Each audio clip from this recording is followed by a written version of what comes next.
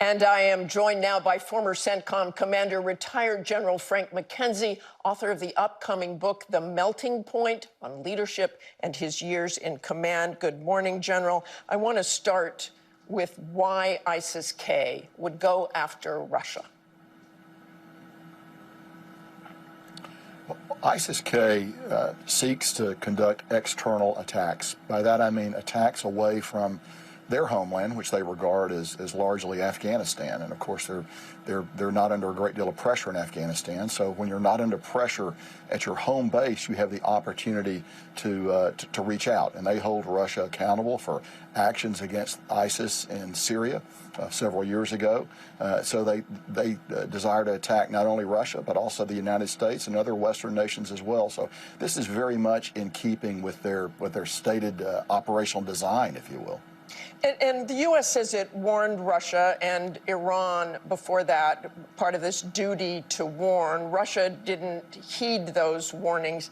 If they had, do you think there was enough intelligence to make this preventable? I think we gave them pretty precise information. You know, the problem that ISIS-K has and all these organizations have is when they want to conduct an attack abroad, they have to communicate.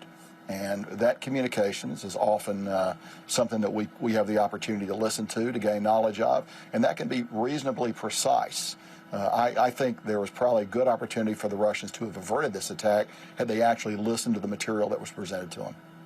And from what you have seen and read about the suspects, these men from Tajikistan, a very poor country, how does ISIS continue to recruit? So you can be radicalized in place by access to literature, the internet. You can be radicalized in ISIS-K, then shipped abroad to attack. There are a variety of ways that this can occur. Because they're Tajiks, you would assume that there's a connection back to ISIS-K there, you know, a more direct connection. But I should also note that self-radicalization, radicalization in place, if you will, by people who have access to the internet abroad may be one of the most dangerous methods that ISIS can use to generate attacks. Now, those attacks are generally not going to be well coordinated, they're not going to be well planned, and they're not going to be well supported. But they can be very lethal because they'll be so hard to detect. Whereas attacks of this nature that have some direction from the mothership, if you will, from ISIS-K, as we see, are in fact discernible and understandable if you'll only listen to the warnings. And General, your CENTCOM successor, General Michael Kurilla, said just days before the Moscow attack that ISIS-K, quote, retains the capability and will to attack U.S. and Western interests abroad in as little as 6 months and with little or no warning. What's your confidence in that intelligence? I think General Kurilla is spot on with that assessment. Here's the problem. Again, we go back to ISIS-K. If you can keep pressure on them in their homeland, in their base, it makes it hard for them to conduct these types of attacks. Unfortunately, we no longer place that pressure on them. So they're free to gain strength, they're free to plan, they're free to coordinate, and to outreach and hit us in our homelands. So you'd much rather be playing an away game than a home game. We've chosen to play a home game. And you were, of course, one of the senior leaders who did not want to leave Afghanistan entirely. When you look back on that period, do you think, outside of the chaotic withdrawal, do you think had we left 2,500 troops there, things would be different? I have to believe, Martha, that things would be very different. We believed at the time that leaving 2,500 troops, along with our NATO partners, who would have left 4,000 or 5,000 troops, we would have been able to continue to work against ISIS, which was the principal reason we're in Afghanistan, to prevent attacks on our homeland. I think we might be in a very different place now. I think we might actually be safer now than we are.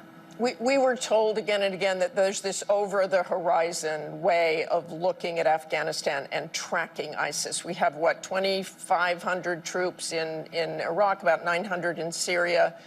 Not enough? Well, I think we have enough in Iraq and in Syria to conduct operations against ISIS, the remnants of ISIS in the Euphrates River Valley and in eastern Syria. And of course, Martha, you also remember our SDF partners, our partners there are sitting on top of a prison system with approximately 10,000 ISIS fighters that are incarcerated in it. If that prison system were to open up, would let forth on the world a whole new chapter of ISIS violence. So that's very important to us.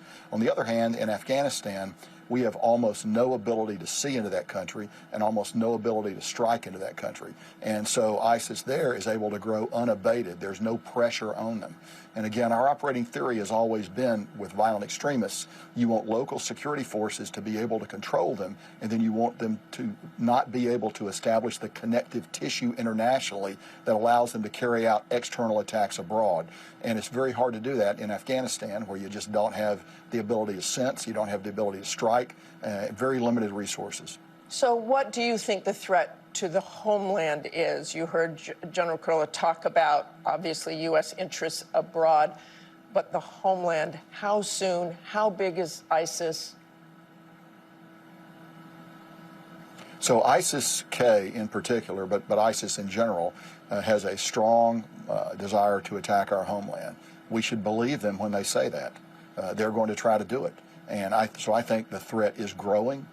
It's begun to grow as soon as we left Afghanistan and took pressure off ISIS-K. So I think we should expect further attempts of this nature against the United States as well as our partners and other nations abroad. I think this is inevitable.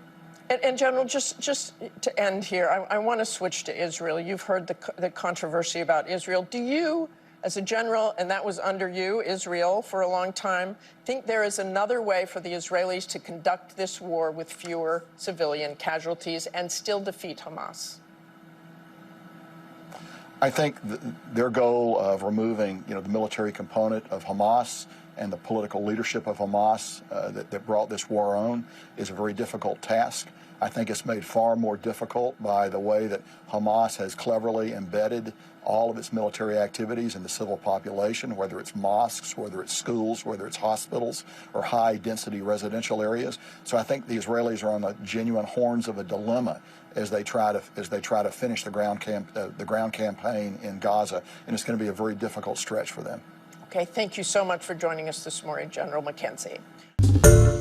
Hi, everyone. George Stephanopoulos here. Thanks for checking out the ABC News YouTube channel. If you'd like to get more videos, show highlights, and watch live event coverage, click on the right over here to subscribe to our channel. And don't forget to download the ABC News app for breaking news alerts. Thanks for watching.